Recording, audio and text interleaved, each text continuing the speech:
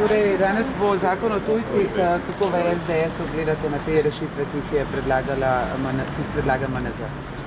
No, staro pravilo, kadar ima levica vlado, je prepočasno in prepozno. Take rešitve bi morale biti že zdavnaj sprejete, so edine logične. Bi vas pa vse spomnil na zgodbo s amandmajem, ki je bil napisan v kabinetu dr. Cerarja.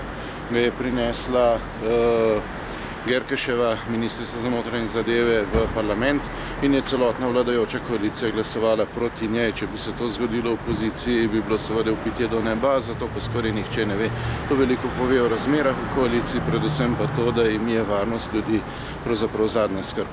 Gospod Grims, pa SDS bi podprla zakon o tujcih, če bi prišel v parlament in verjetno tudi v kratkem bo? Zakon o tujcih bi bil zagotovo s naše strani podprt, če bi imel ustrezne rešitve.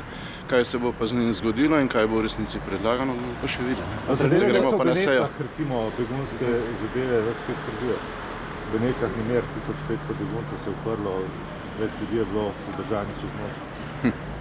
Glejte, ob vsemu, kar se dogaja, je zelo zanimivo vprašanje, če nas to kaj skrbi. Že 2 leti opozarjam, da bi morala Slovenija meje dosledno zapreti, dosledno izvajati predpise, to se pravi spoštovati pravno državo, kar pa se radikalnega islama tiče, pa znotraj Slovenije in znotraj Evrope zanj ni prostora.